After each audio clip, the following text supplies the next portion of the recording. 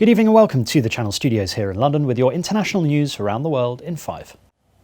The US is beginning the massive task of rolling out their COVID-19 vaccine, with first doses distributed to dozens of locations.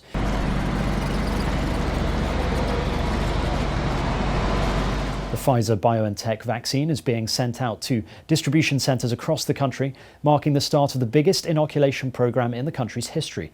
The US is the worst affected country in the world, with close to 300,000 deaths from the virus. The government is aiming to vaccinate about 3/4 of its population within the next 5 to 6 months. Russian hackers have allegedly broken into US federal agency networks, including the Treasury and Commerce departments. Officials said that hackers, likely acting on behalf of a Russian intelligence agency, breached the email systems at the Treasury and Commerce departments in what is considered one of the largest hacks in more than 5 years. The Trump administration is trying to determine if other parts of the government have been affected.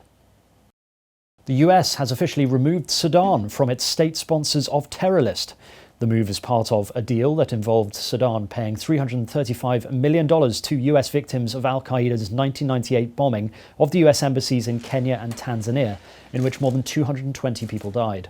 The country was put on the list in 1993, when Sudan was used as a base for a number of Islamist militant groups, as well as al-Qaeda leader Osama bin Laden. Have agreed to make peace. This is for many, many years they've been at odds, to put it nicely, and to normalize their relations. This will be the third country where we're doing this. The Prime Minister of Eswatini has died 4 weeks after testing positive for COVID-19. Ambrose Dlamini died while under medical care in a hospital in South Africa, where he was moved on December the 1st. The 52-year-old was appointed Prime Minister in November 2018, following his position as the Chief Executive Officer of a telecoms company, MTN Eswatini. Indian farmers have begun a day-long hunger strike to protest against a set of new farm laws recently passed by the government. For weeks, farmers have protested in New Delhi and cities across the world, blocking roads and highways to pressure Narendra Modi's government into withdrawing the new regulations. The laws will allow farmers to sell their produce to private buyers. Farmers have said that the laws threaten their livelihoods and will only benefit big corporations. Byron Bay's famous beach has all but disappeared as extreme weather batters Australia's east coast. Main Beach, a popular tourist destination, had already been depleted due to previous erosions, but the local mayor said severe weather and massive swells were smashing what was left. More than 2,000 homes in cities including Brisbane and the Gold Coast lost electricity on Monday after strong winds struck power lines. Europe's most active volcano, Italy's Mount Etna, has erupted in the early hours of Monday morning.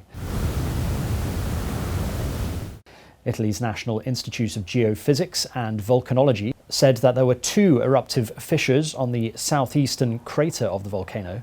The ashes from the eruption have covered cars, streets and balconies in the nearby Catalan villages.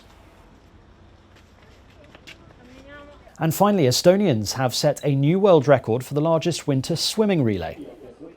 Participants braved cold waters of the Baltic Sea, where the water temperature was around 4 degrees Celsius.